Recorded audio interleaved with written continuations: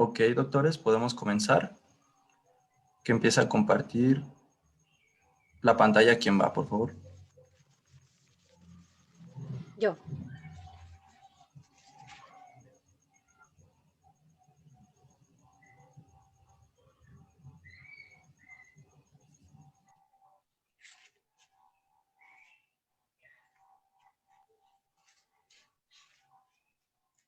Hola, buenas noches, América Latina. Gracias a todos los que están conectados. Les damos la bienvenida al grupo Endo Buenas Notas. Les enviamos nuestros más cordiales saludos, doctores. Mi nombre es Liz y seré su moderadora en esta sesión en línea. Hola, buenas tardes. Me presento. Yo soy Maite Bendaño.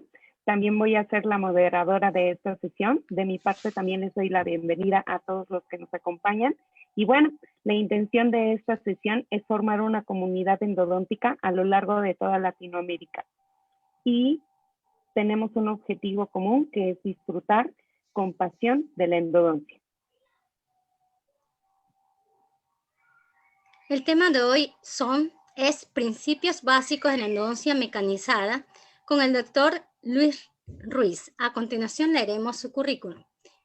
El doctor es odontólogo egresado de la UNER San Juan de los Moros, Venezuela. Odontólogo especialista en endodoncia de la Universidad Maimónides, Buenos Aires, Argentina.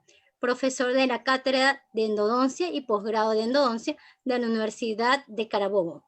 Profesor de la Cátedra de Endodoncia y Posgrado de Endodoncia en la UCLA. Conferencista nacional e internacional. Práctica privada limitada a la endodoncia.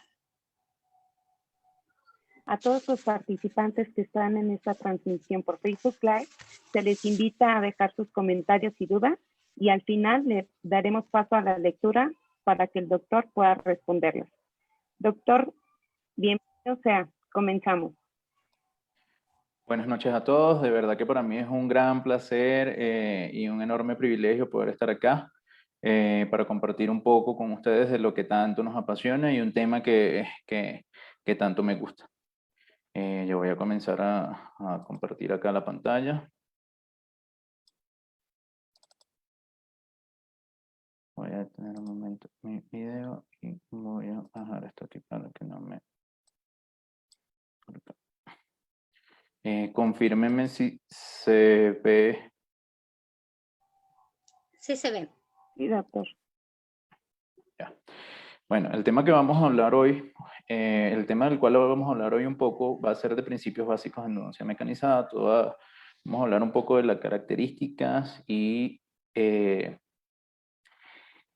que debemos tomar en cuenta cuando vamos a utilizar instrumentos mecanizados, indistintamente que sean instrumentos rotatorios o instrumentos reciprocantes, ¿sí?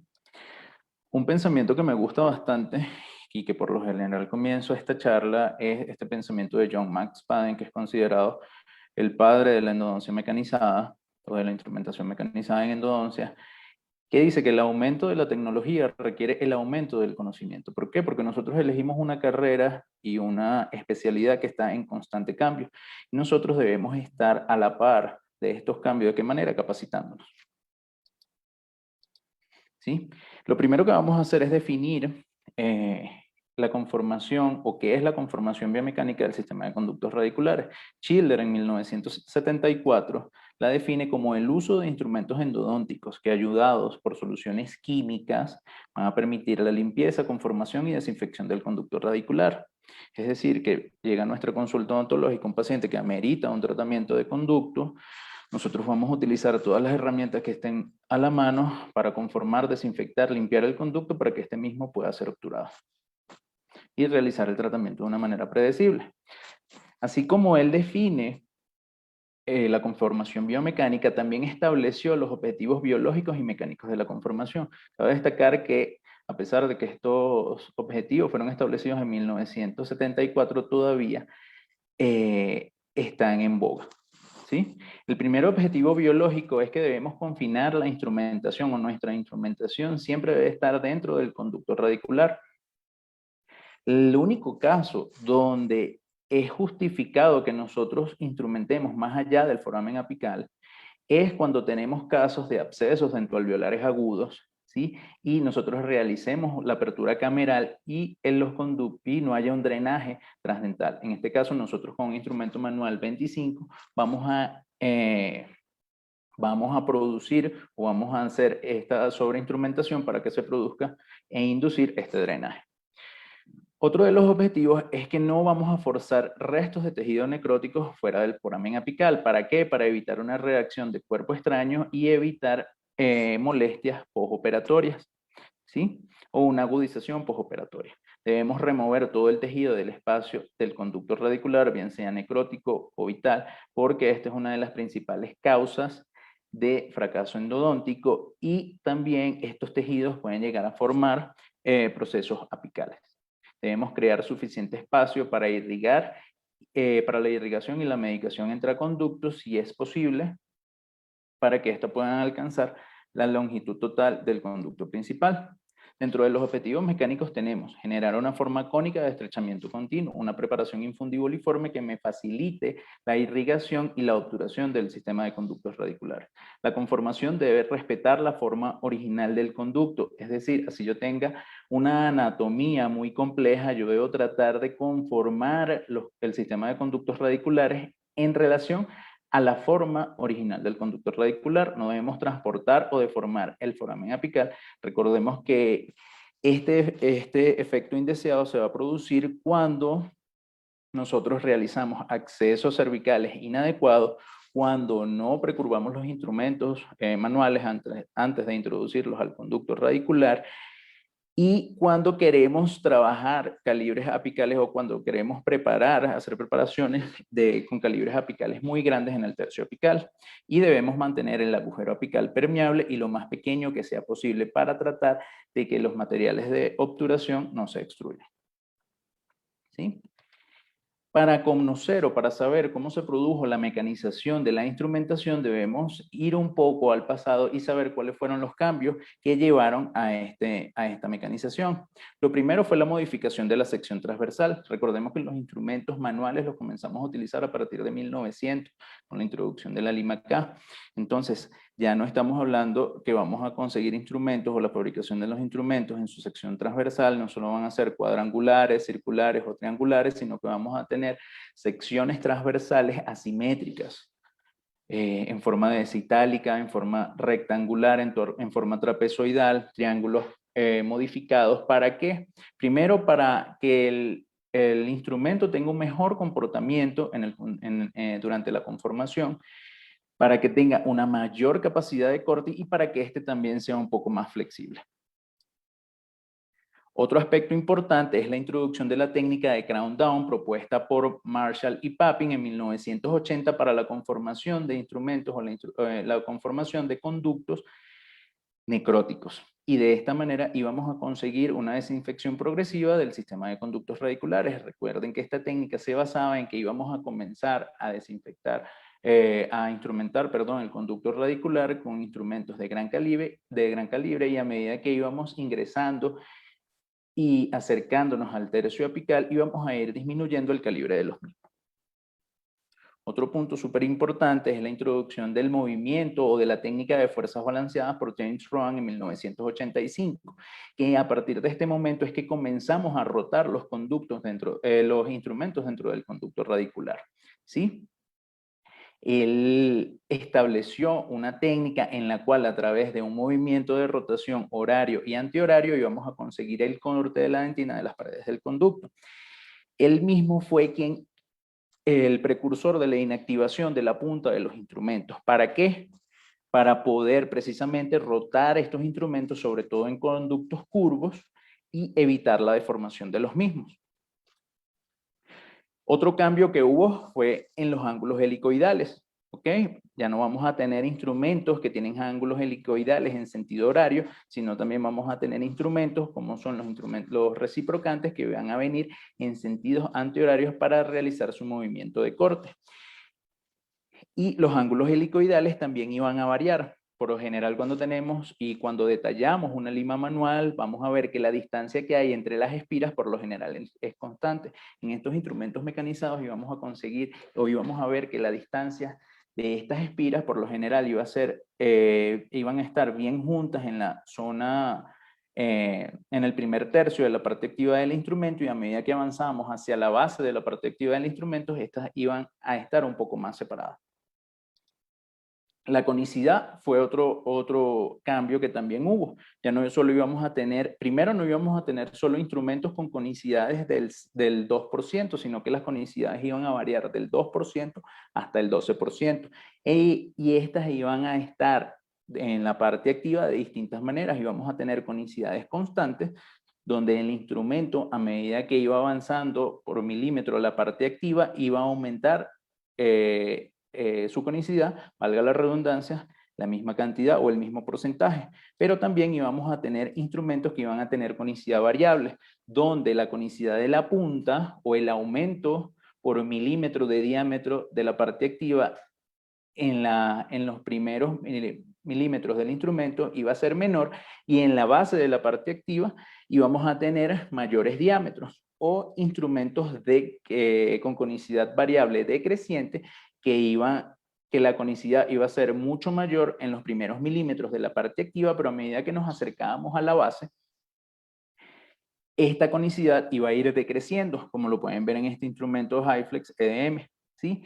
Esto también va a la par de la nueva tendencia de conformación que nos indica o nos invita a cortar o ¿sí? A desgastar la menor cantidad de dentina pericervical del conducto, porque esto me va a incidir directamente a que el diente tratado endodónticamente pueda sufrir una fractura vertical. También vamos a tener instrumentos que iban a ser con una conicidad expansible, como pueden ver en este instrumento. Este es un instrumento que es bastante fino. Por lo general tiene una punta similar al diámetro de un instrumento manual número 30 y una conicidad del 1%. Una conicidad creciente del 1%, pero cuando nosotros accionamos este instrumento dentro del conducto radicular, él va a conformar el conducto a una conicidad del 4%. Otro cambio que se produjo es que ya los instrumentos no iban a ser fabricados solamente en acero inoxidable o acero al carbono, sino que se comenzaron a fabricar en una aleación de níquel-titanio, y esta aleación nos brindaba unas propiedades los instrumentos iban a tener mucha más flexibilidad, iban a tener una mayor resistencia a la fatiga cíclica y al estrés por torsión, unas propiedades mecánicas únicas, unas características de superelasticidad y el efecto de memoria de forma. El efecto de memoria de forma no es más, como lo ven en el video de la derecha, es que yo voy a ejercer una fuerza sobre el instrumento y este va a regresar a su forma original. ¿Ok? Del lado izquierdo vemos un instrumento manual, una Lima 20 manual, donde él no tiene el efecto de memoria de forma, sino que si nosotros precurvamos el instrumento, él va a quedar de la misma forma como nosotros lo precurvamos. Algo que también se introdujo fue la utilización de motores en endodoncia. ¿Para qué? Para poder accionar estos instrumentos mecanizados, porque no los íbamos a hacer de manera manual. Y estos motores iban a tener ciertas características, como iban a ser reductores de velocidad, porque estos instrumentos los vamos a utilizar entre 250 y 1200 revoluciones por minuto, dependiendo del caso y la característica del instrumento que vayamos a utilizar. Nos iban a permitir realizar con estos instrumentos movimientos de rotación continua y movimientos reciprocantes, es decir, movimientos en sentido horario y antihorarios. Vamos a tener una velocidad constante que no va a disminuir, y algo bien importante es que con estos motores íbamos a tener un control de torque, recordando que el torque es la fuerza que necesitamos para que el instrumento ejerza su acción de corte. ¿Qué iba a ser el control de torque? Es calibrar esta fuerza dependiendo de las características del instrumento. Es decir, si yo tengo un instrumento de bajo calibre, un instrumento fino, yo podía modificar la fuerza que iba a ejercer el motor sobre el instrumento para que realizara la acción de corte. Cuando yo tengo instrumentos delgados, yo podía modificar y colocar un torque más bajo, y si tenía instrumentos que tenían mayores conicidades, podía aumentar este torque. Y esto me permitía aprovechar más las bondades que me brindaban los instrumentos mecanizados. Otra característica que tenían los motores en endodoncia era el movimiento de autorreverse, que no es más que cuando el instrumento necesitaba más fuerza para ejercer la acción de corte, ¿ok? Los motores de endodoncia traían esta característica del movimiento de autorreverse o autorreversa. Es decir, que si el instrumento necesitaba más fuerza de la que yo había establecido en el motor para hacer la acción de corte, este iba a hacer un movimiento en sentido antihorario y se iba a desatornillar del conducto radicular. Podemos clasificar los motores en endodoncia en dos tipos. Podríamos decir que hay motores en endodoncia que son cerrados, como estos motores, sobre todo los motores de Waveform y Recipro, que ya vienen con software preestablecido. Es decir, ya yo dentro del motor, yo tengo ya ciertos sistemas preestablecidos para utilizar los instrumentos mecanizados, sobre todo cuando yo quería utilizar instrumentos reciprocantes, bien sea Waveform Gold, Waveform, Reciproc Blue o Waveform Gold. ¿Ok? Porque esto tenían un movimiento específico. Sin embargo, también tenían preestablecidos otros sistemas como ProTaper Universal, o quizás M2 o Twisted 5, y tenía otra opción en la cual yo podía configurar el motor de la manera como yo quisiera. Es decir, no con un torque preestablecido, sino que yo podía modificar el torque en las revoluciones a la cual yo quería, por minuto, las cuales yo quería que girara el instrumento. ¿Sí? Y también vamos a tener motores que los podríamos llamar abiertos, que son los motores actuales en los cuales yo puedo modificar el ángulo de giro. ¿Ok? Entonces, ¿qué me permitía, qué podía hacer yo al modificar el ángulo de oscilación?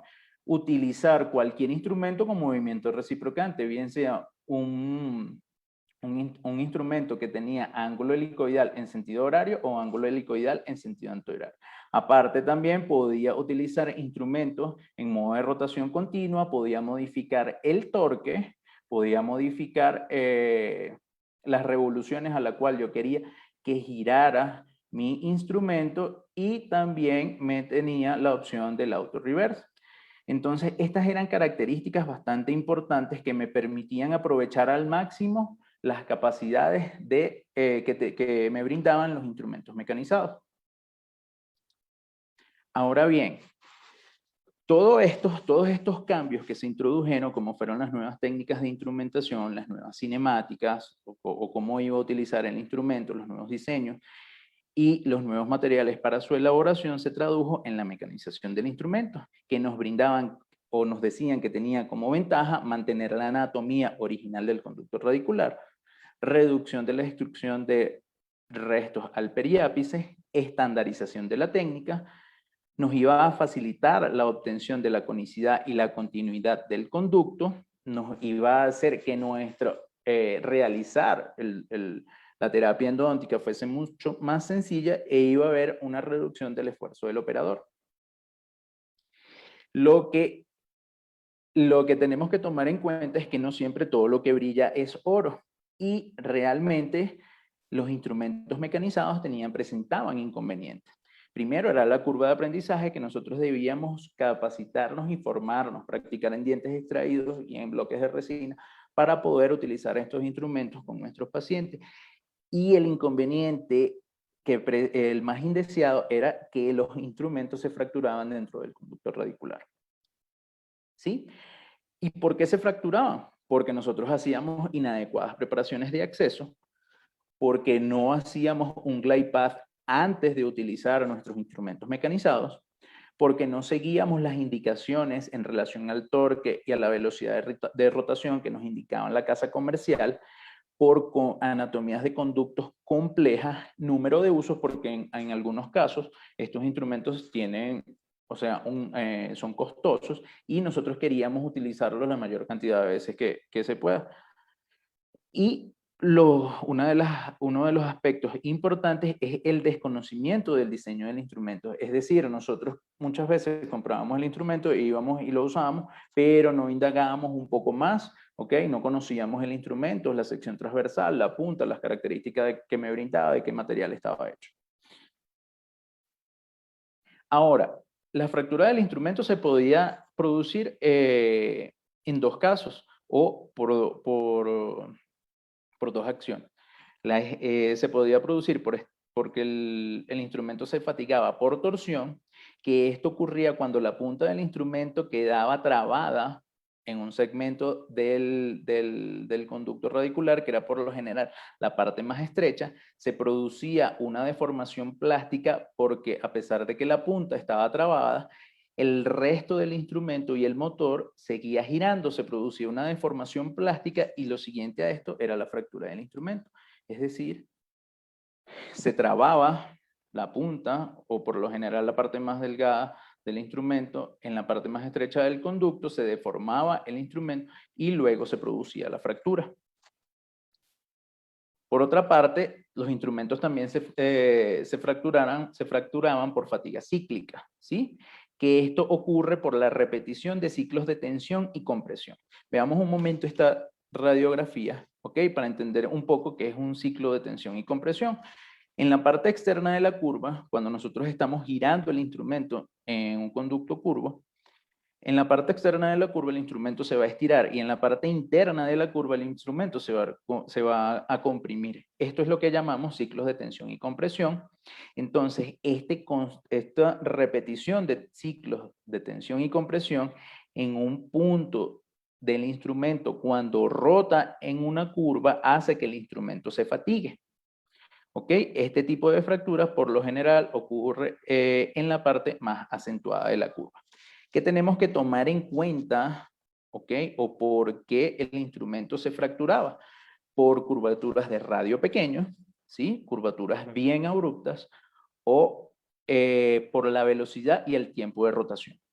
Es decir, si yo aumentaba la velocidad de rotación que me indicaba la casa comercial, yo hacía el instrumento más propenso a que este se pudiera fracturar, y quedarme rotando en una curva también acortaba la vida útil del instrumento y hacía que se fatigara mucho más. ¿Sí?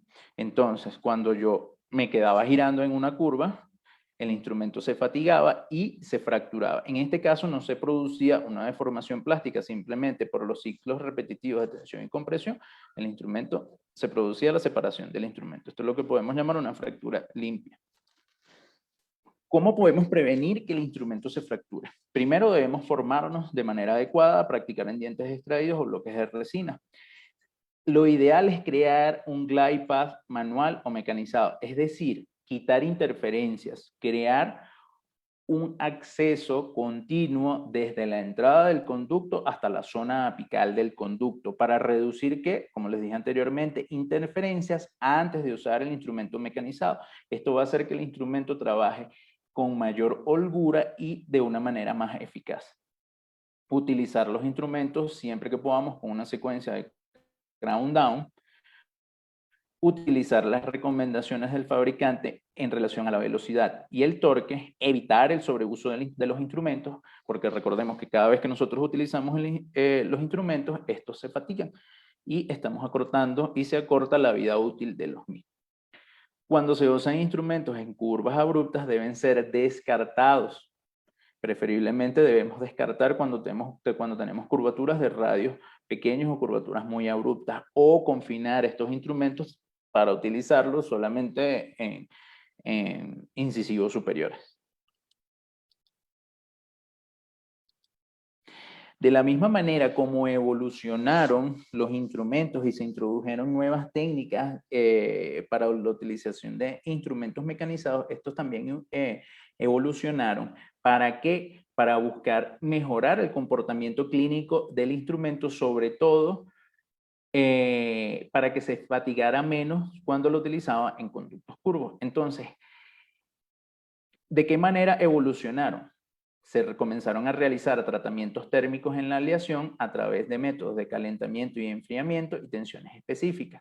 Es decir, íbamos a utilizar el mismo NITI clásico, pero lo íbamos a tratar térmicamente, lo íbamos a calentar, lo íbamos a enfriar. Hay alguna literatura que habla de que se calentaba a temperaturas superiores a 500 o 600 grados. ¿En qué se tradujo esto?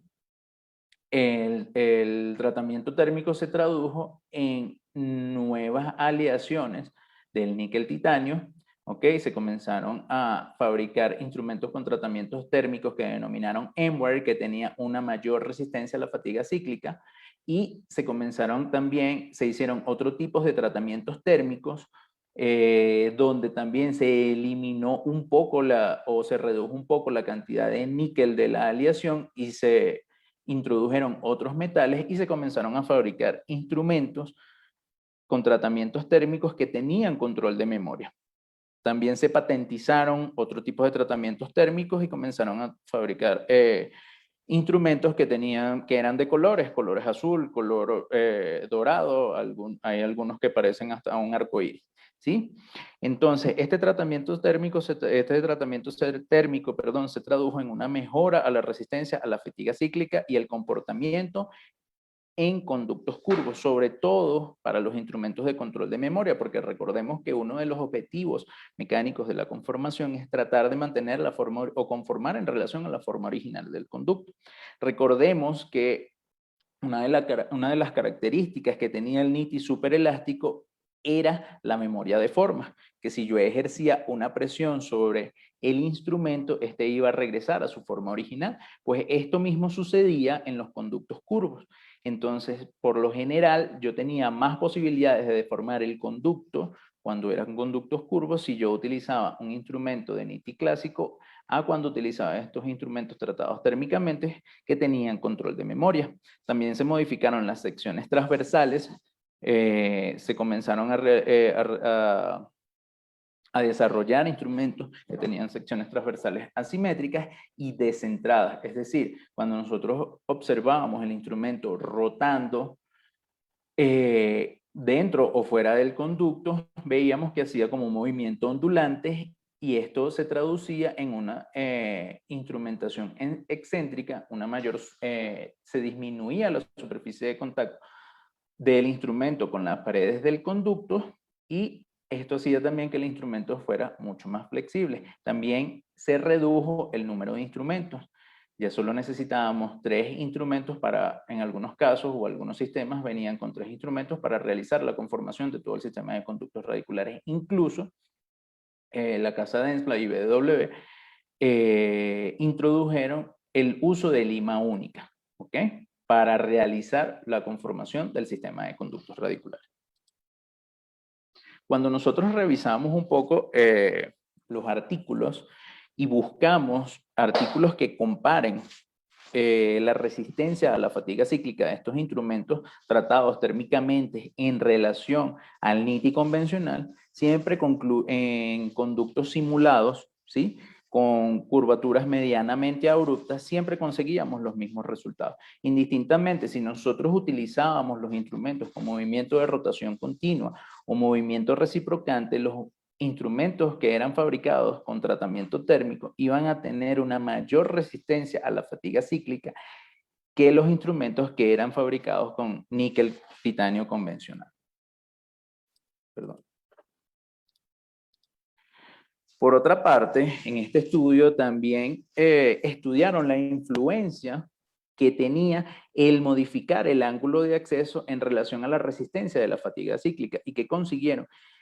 Recordemos que cuando nosotros hacemos nuestro acceso cervical, lo hacemos y la rectificación de las paredes de la cámara pulpar lo hacemos para que el instrumento ingrese lo más recto posible. Si nosotros comenzamos a inclinar un poco el ángulo de inserción del instrumento, como lo hicieron acá, que modificaron el ángulo de inserción a 10, a 20 y a 30 grados, después de los 10 grados, se reduce esa propiedad que tienen los instrumentos tratados térmicamente en relación a la fatiga cíclica. Es decir, ya no van a tener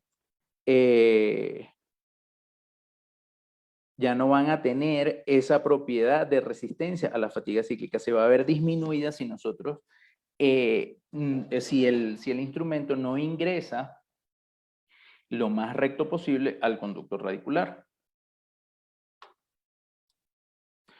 Es decir, nosotros vamos a tener, o cuáles van a ser las propiedades metalográficas actuales de los instrumentos mecanizados, vamos a tener instrumentos con fases intermedias entre austenita y martensita, es decir, vamos a tener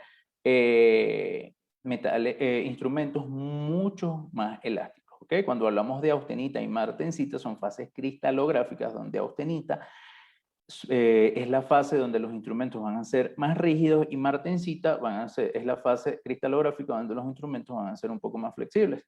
¿Sí? Van a tener una mayor resistencia a la fatiga cíclica, van a ser precurvables. En el caso de los instrumentos que tienen control de memoria, van a tener una menor fuerza de recuperación, es decir, este efecto de memoria de forma se va a ver bastante reducido y en algunos casos va a ser totalmente nulo. Y por ende vamos a tener instrumentos inteligentes que intraconducto pueden cambiar de fase. ¿Sí? Este es un esquema cortesía del doctor Carlos García Puente donde podemos ver o donde podemos apreciar cuáles son los instrumentos que nosotros tenemos o que podemos conseguir, o algunos de los instrumentos que podemos conseguir actualmente en el mercado. Al lado derecho de sus pantallas, del medio hacia el lado derecho de sus pantallas, vamos a conseguir los instrumentos que son más rígidos, es decir, por lo general son fabricados en NITI clásico, recordando que estos instrumentos van a tener una menor resistencia a la fatiga cíclica, pero al ser rígidos van a tener una alta resistencia al estrés por torsión, y de la mitad hacia el lado izquierdo vamos a tener los instrumentos que van a ser mucho más elásticos.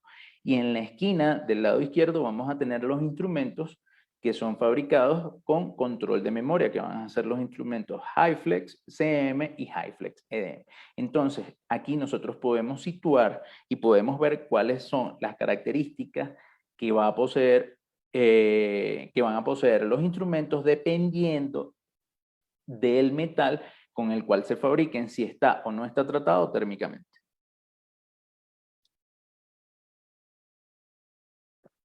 Esto lo podemos ver acá. En el centro tenemos un instrumento que es de NITI convencional. Bueno, creo que se ve un poco borroso el video, donde nosotros aplicamos una fuerza y el instrumento regresa a su forma original. Y en la parte derecha tenemos un instrumento que es fabricado con un tratamiento térmico con control de memoria. Fíjense que yo puedo precurvar el instrumento y el instrumento no va a regresar a su forma original. Es decir, este instrumento no va a tener el efecto de memoria de forma.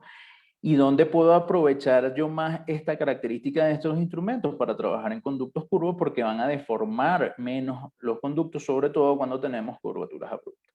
Es decir, nosotros podemos ir, si nosotros conocemos las características de los instrumentos o del instrumento que nosotros vamos a trabajar, nosotros podemos saber en qué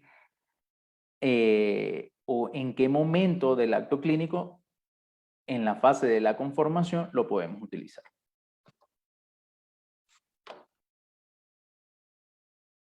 ¿Sí? Ahora bien, cuando nosotros vamos a utilizar instrumentos mecanizados, indistintamente de que realicen un movimiento rotatorio o un movimiento reciprocante, nosotros tenemos que tener en cuenta las siguientes consideraciones. Primero, tenemos que tener un vasto conocimiento o un alto conocimiento de la anatomía del sistema de conductos radiculares. Nosotros tenemos que saber que siempre hay una prevalencia de que pueda existir una variación anatómica. Podemos tener sistemas mesiomediales, conductos mesiobucales o premolares con 3 conductos, o 2, en el caso de los premolares superiores, o premolares de 2, 3 y hasta 4 conductos en el caso de los molares inferiores. ¿Por qué? Porque si no sabemos lo que estamos buscando, nunca vamos a entender lo que vamos a encontrar. Por ejemplo, en este artículo de Bertucci podemos ver la prevalencia de la configuración de los conductos en los primeros premolares inferiores. Vamos a tener un set de una muestra de 400 premolares que él tomó, los cuales descalcificó y diafanizó. Encontró que el 74% de esta muestra tenían un conducto, el 25,05% tenían 2 conductos y el 0,5% tenían 3 conductos. También tomó una muestra de 400 segundos premolares inferiores y consiguió de esta muestra que el 97,5% tenía un conducto y el 2,5% tenía solamente 2 conductos, ¿ok? O solo el 2,5%, perdón, tenían 2 conductos. Podemos ver que este artículo es de 1978, porque actualmente si nosotros revisamos o entramos a cualquier journal, podemos ver reportes de casos de premolares inferiores que tienen 3 y 4 conductos, ¿sí? Otro aspecto que debemos tomar en cuenta es la prevalencia del segundo, del conducto mencio-bucal 2, mencio-vestibular 2 o mencio-palatino, el cual va a estar o va a tener una mayor incidencia en hombres, y si vemos, y si hablamos a nivel de Latinoamérica, podemos ver que vamos a tener una incidencia entre el 48 y el 85%. Entonces nosotros tenemos que saber qué es lo que vamos a buscar y tenemos que saber que en algunos casos podemos tener variaciones anatómicas. Pueden estar presentes. Tenemos que saber también cómo vamos a buscar estas variaciones anatómicas. Tenemos que conocer, o en este estudio del doctor Sergio Acosta, que él habla de el rostrum canaliculum o el mapa dentinario para poder localizar este conducto mencio-vestibular 2 o mencio-bucal 2. ¿Sí? Otro aspecto que también debemos tomar en cuenta es que sin importar el instrumento que nosotros utilicemos, siempre vamos a conseguir dentro del conducto radicular áreas no tocadas. Y en este estudio, ellos quisieron determinar cuál era el porcentaje de áreas no tocadas en conductos mencio-vestibulares de molares inferiores, y este fue el porcentaje de áreas no tocadas que ellos consiguieron, el 18,1% en el conducto principal y el 9,6% en el tercio apical, y para premolares inferiores consiguieron el 34,6% en el conducto principal y el 17,6% para el tercio apical. En este estudio también nos indica que estas áreas no tocadas, lo que va a quedar es tejido orgánico, tejido inorgánico y bacterias. Es por ello que Schilder, cuando define la preparación o la conformación biomecánica, dice que el uso de los instrumentos endodónticos debe ir de la mano, ¿ok?, o deben ser ayudados por soluciones químicas, porque sí es verdad que nuestros instrumentos desinfectan el conducto radicular, pero también lo ensucian, ¿sí?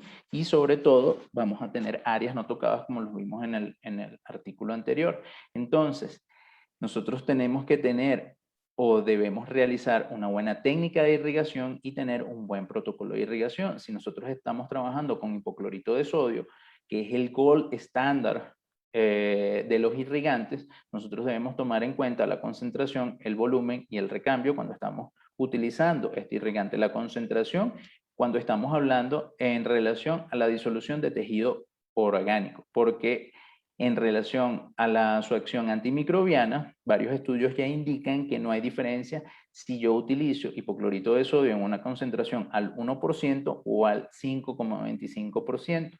El volumen, porque debemos hacer una irrigación copiosa, si es posible trabajar con nuestra cámara pulpar inundada con nuestro irrigante, y el recambio, porque el hipoclorito de sodio, al entrar en contacto con la dentina de las paredes del conducto radicular, se inactiva rápidamente. ¿Sí? Otros aspectos a considerar son el tamaño de la preparación para que el irrigante que yo estoy utilizando pueda alcanzar la totalidad del conducto principal y penetrar esas ramificaciones que pueden haber en las paredes del conducto. El tipo de aguja que voy a usar, si es de salida frontal o salida lateral, y esto me va a determinar la longitud de inserción de la misma. Y el tipo de jeringa, por lo general debemos utilizar jeringas tipo Lower Locker o jeringas de rosca que sean de 3 a 10 milímetros. ¿Para qué? Porque si yo utilizo jeringas de 3 a 10 milímetros, yo voy a depositar una mayor cantidad de irrigantes, ¿sí?, en el sistema, en mi conducto radicular, y la presión que yo voy a hacer para depositar este irrigante va a ser mucho menor.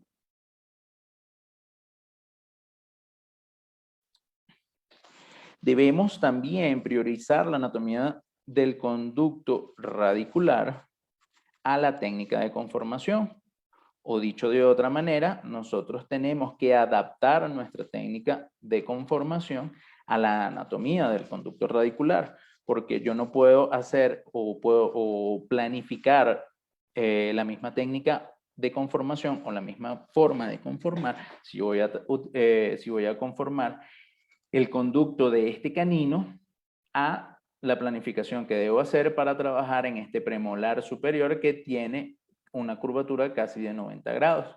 Entonces, lo que debe priorizar es la anatomía del conducto. Y partiendo de esto, yo voy a planificar y debo y saber qué instrumentos voy a utilizar en cada tercio del conducto radicular. Es importante saber que yo puedo mezclar los conductos, no necesariamente tengo que utilizar netamente instrumentos tratados térmicamente o instrumentos de NITI clásico. Dependiendo del momento clínico, yo puedo utilizar determinado instrumento.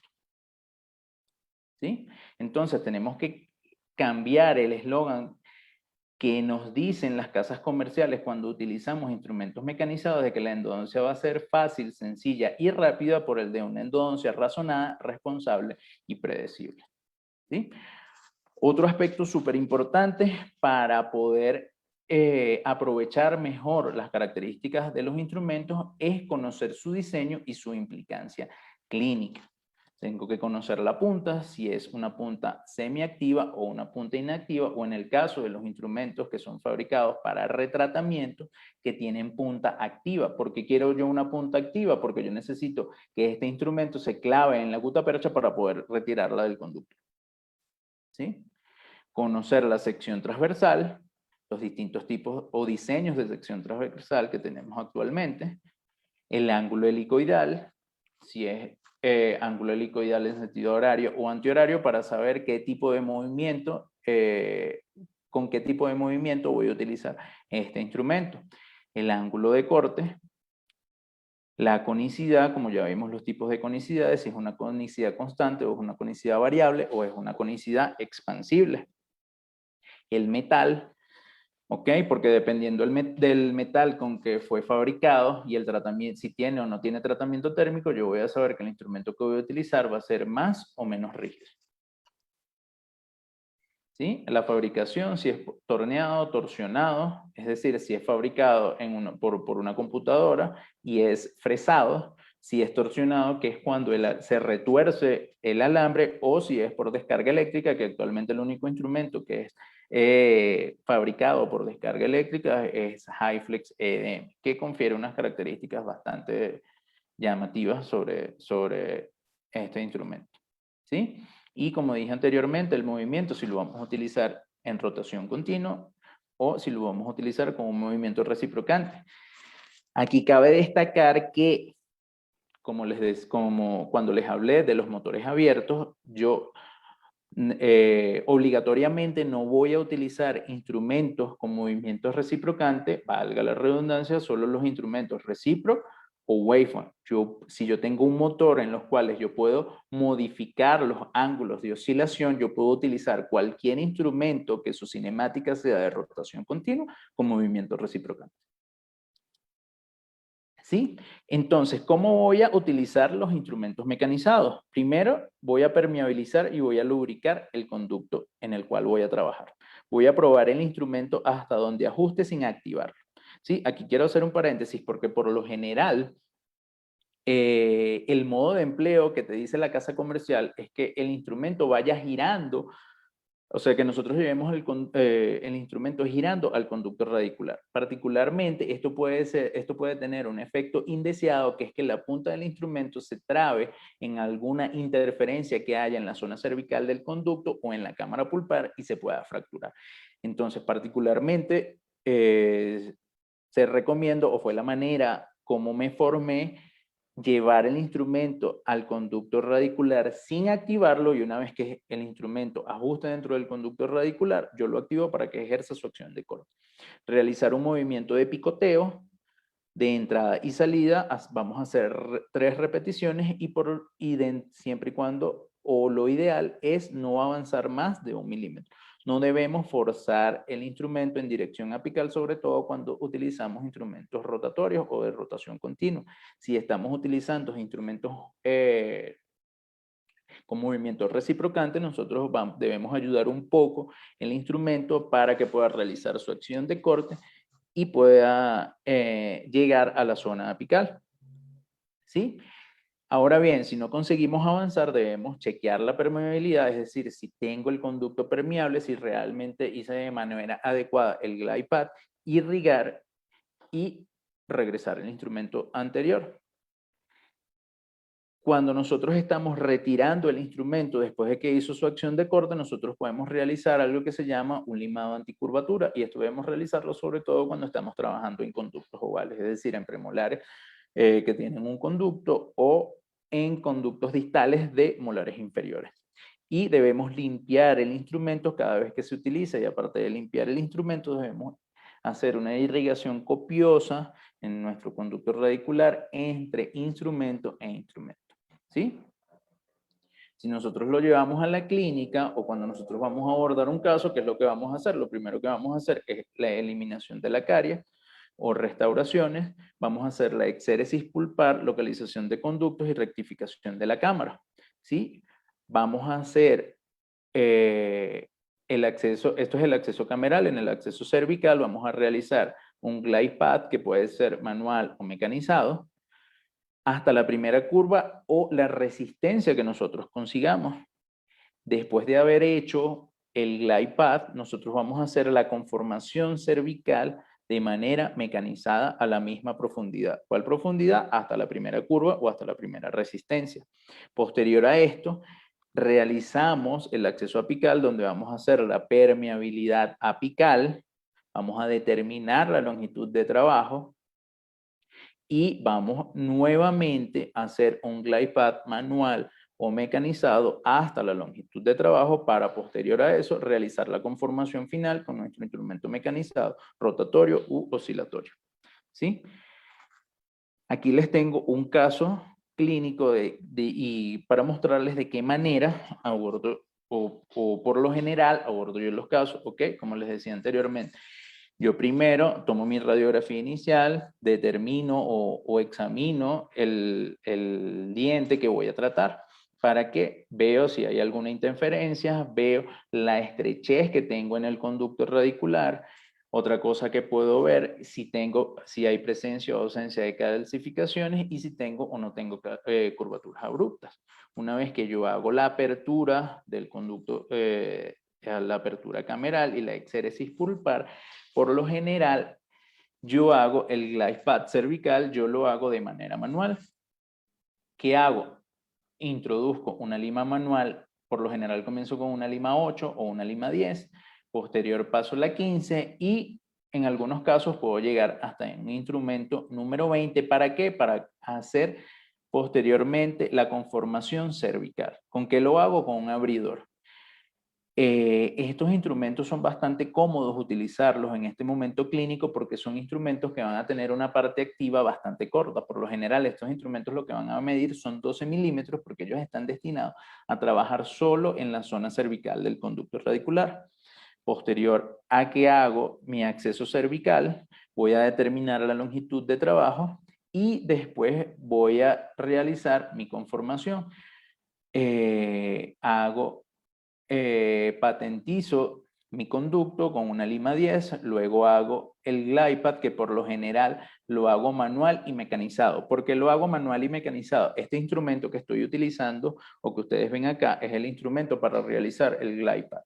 Este instrumento tiene una punta 10 y una conicidad de 5%. Particularmente cuando utilizo estos instrumentos que son bastante finos, me gusta cuidar mucho la punta del instrumento, ¿sí? Porque es la zona más frágil de la parte activa del instrumento. Y entonces, ¿qué es lo que hago? Tratar de que estos instrumentos de glide path trabajen con la punta libre. Es decir, que el instrumento no corte en la punta, ¿sí? Y así evitar que este se me pueda trabar en cualquier interferencia que haya en el conducto radicular. Después de que yo hago mi glide path mecanizado o utilizo mi lima de glide path mecanizada, yo hago mi conformación final. Aquí tengo un instrumento 25, punta 25 con conicidad 0,8 decreciente, es decir, que el 0,8 solamente va a estar en los primeros milímetros del instrumento, y luego yo aumento el calibre apical porque ya yo conformé el resto del conducto, es decir, el tercio medio y el tercio cervical, y aumento el calibre apical con un instrumento manual de níquel titanio. Porque después de que yo hice esta conformación, a mí no, o sea, yo no quiero ensanchar más la zona cervical del conducto, porque recuerden que yo quiero mantener la mayor cantidad de dentina pericervical para evitar una fractura vertical del diente tratado endodonticamente a futuro. ¿Ok? Entonces, por lo general, yo suelo quedarme hasta un instrumento número 30 o número 35, ese va a ser mi calibre apical para los conductos mesiales, para los conductos mesiales y vestibulares de molares superiores y molares inferiores, y para los conductos distales o palatinos me gusta llegar hasta un instrumento número 40. ¿Ok? Siempre y cuando la anatomía del conducto lo permita, porque si yo tengo curvaturas muy abruptas, o sea, tengo que realizar otro tipo de planificación y pensar si el hecho de llevar un instrumento número 40 o llegar hasta un calibre 35 a longitud de trabajo no me vaya a deformar el conducto radicular. ¿Ok?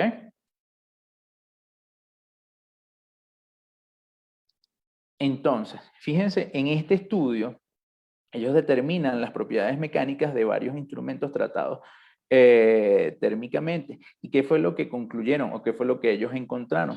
Que los instrumentos tratados térmicamente, como ya lo he dicho en varias ocasiones, tienen mucha resistencia al estrés por fatiga cíclica.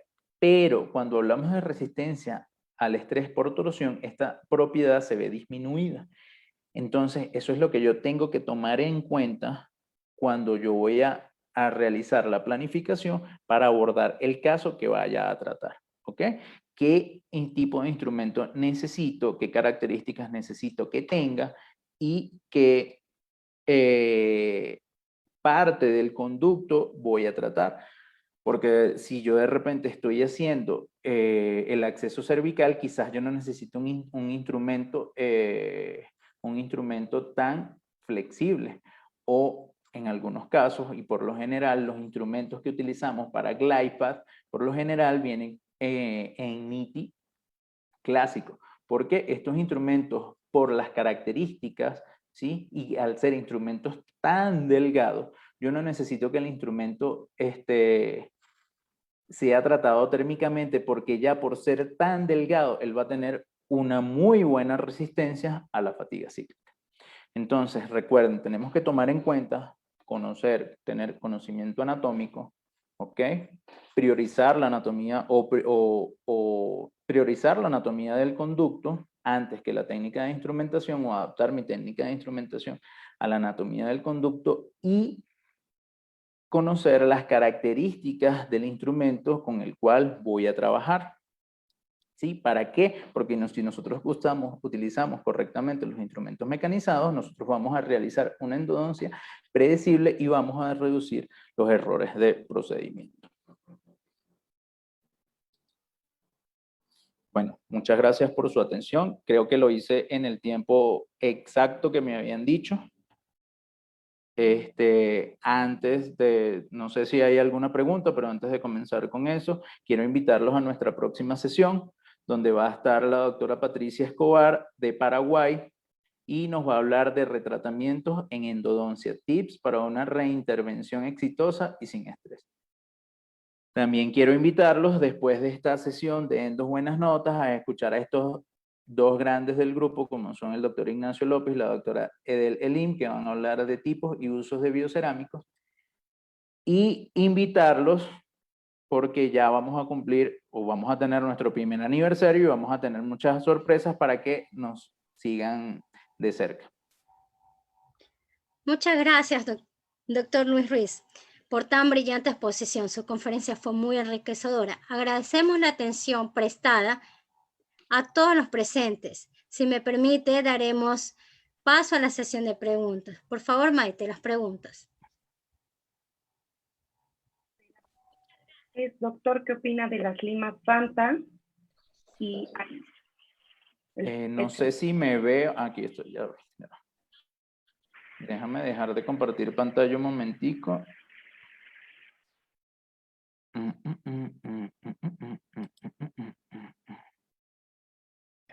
Ya, perdón.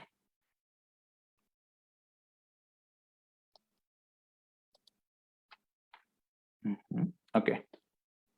Ajá, ¿me podrías repetir la pregunta, por favor? No. ¿Qué opinan de las limas Fanta? Hay Blue, Gold, etcétera. Ok, las limas Fantas, particularmente los instrumentos que he utilizado de limas Fantas han sido los AF Blue. Ok. Ojo, esto es cuestión de gusto. No suelo usar instrumentos con movimiento reciprocante porque en las recomendaciones para utilizar los instrumentos, cuando nosotros utilizamos instrumentos con movimiento reciprocante, tenemos que ayudar al instrumento para que pueda alcanzar la longitud de trabajo. ¿Ok? Entonces, los instrumentos Fanta que he utilizado han sido los AF Blue, que son instrumentos, si mi memoria no me falla, que son de rotación continua, me han parecido bastante buenos. Sin embargo, lo único que he podido ver en relación a estos instrumentos es que a veces se deforman un poco cuando los utilizamos en conductos muy estrechos, sobre todo los primeros instrumentos. Estos instrumentos tienen vienen con una lima punta 20 con conicidad 0,4 que realmente se deforma bastante cuando lo utilizamos en conductos muy estrechos. Pero en líneas generales son bastante buenos, son tratamientos que son instrumentos que son fabricados con tratamiento térmico. No te escucho, Maite.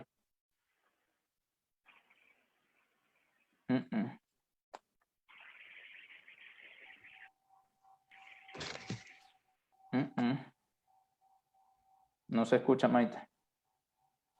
¿Ahí me escucha, doctor? Ahora sí. Perfecto.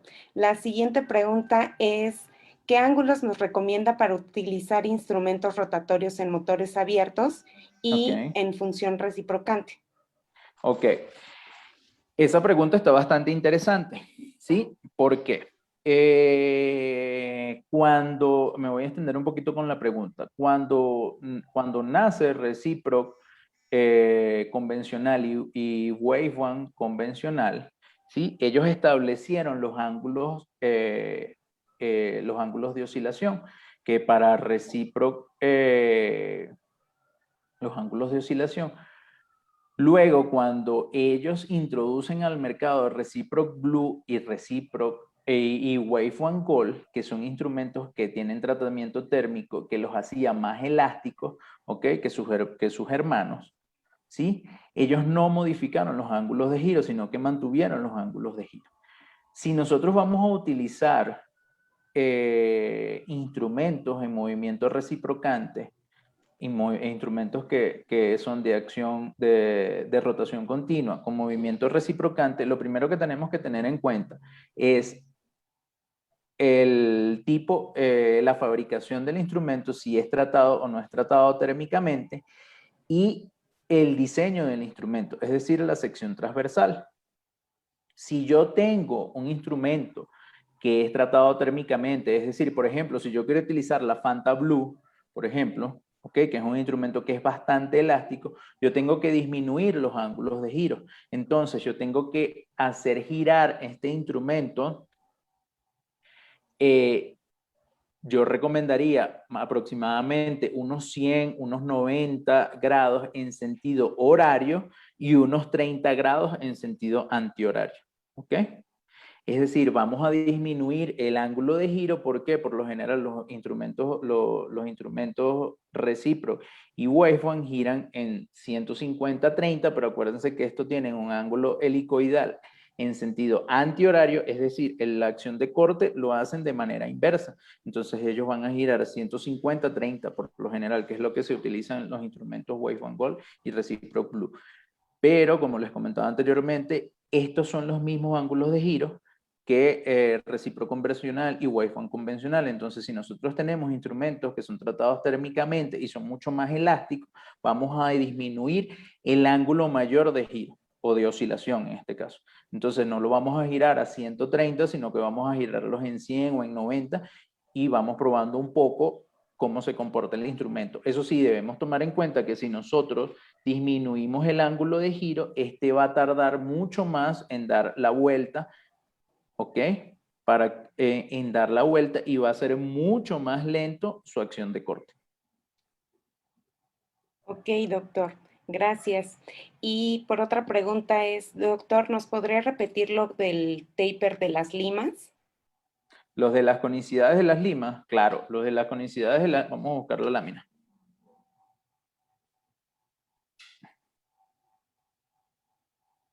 Las conicidades de las limas. ¿Ok?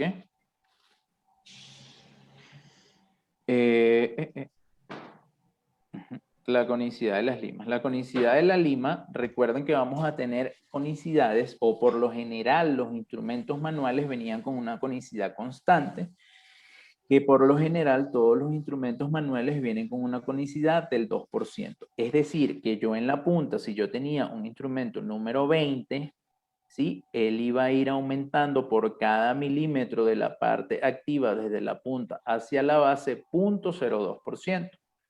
¿Qué cambió en las conicidades? Que ya no solo íbamos a tener conicidades al 2%, sino que íbamos a tener conicidades del 4%, del 6% hasta el 12%.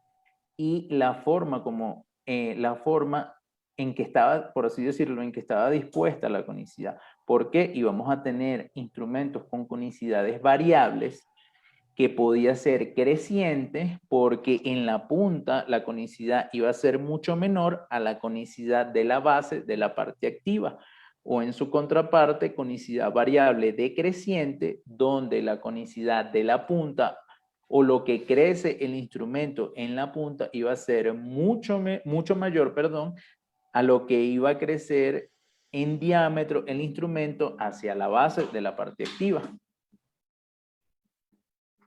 No sé si se explica así. Sí, doctor, muy claro. Muchas gracias. Tenemos otra pregunta que dice, saludos desde Ecuador. Dos preguntas. ¿Cuál es el motor y localizador que ocupa y cuál es su opinión de la marca 18? Mira, la marca 80, primero te voy a responder la última pregunta. La marca 80 es una marca que ha tomado bastante campo en el mercado. Realmente tiene bastantes equipos muy interesantes. Y todas las personas que conozco que utilizan estos equipos, o sea, he escuchado ¿cómo se dice?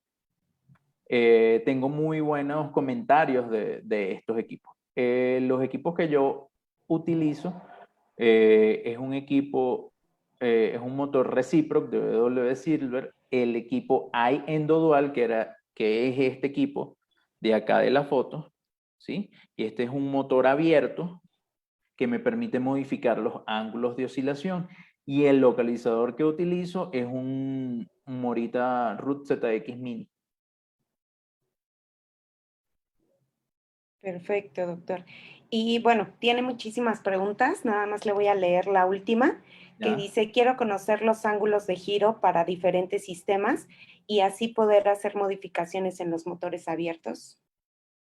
Claro, es lo que te digo, es como le comentaba anteriormente, o sea, ángulos de giros preestablecidos para instrumentos que se utilicen en rotación continua no hay, ¿ok? ¿Por qué no hay? Eso es más un tema comercial, porque recordemos que cuando sacaron Reciproc y Waveform, ellos hicieron el instrumento con un ángulo helicoidal en sentido antihorario para que tú te vieras en la necesidad de comprar el motor que ya tenía el software establecido para realizar este movimiento y poder utilizar estos instrumentos. Entonces, decirte que tú vas a conseguir en literatura o en algún sitio ángulos de giros para instrumentos para rotación continua no existe. Ahí lo que queda es de tu parte experimentar un poco y ver dónde el instrumento tú sientes que corta mucho mejor, ¿ok? Te vuelvo a repetir lo mismo que te dije anteriormente, que tenemos que tomar en cuenta la elasticidad del instrumento y el diseño que tiene el instrumento, ¿sí? Esas son dos características que tenemos que tener en cuenta cuando vamos a modificar los ángulos de giro. Ok, pues muchas gracias, doctor Luis Ruiz, Gracias, por profundizar en el Maite, tema. ustedes. Muchas gracias. Y bueno, pues atender sobre todo las dudas que tienen y de todos los participantes. Usted ya forma parte de Endo Buenas Notas. Gracias a todos los doctores que nos acompañaron hasta el final y quiero invitarlos a que sigan al grupo de Facebook, que compartan sus casos clínicos y recuerden estar atentos para la siguiente sesión que es el día 3 de abril con la doctora Karin Hamid. Recuerden que todos somos Endo Buenas Notas. Que pasen buena noche. Hasta luego. Buenas noches, chicos. Gracias. Hasta luego, Doc. Chao.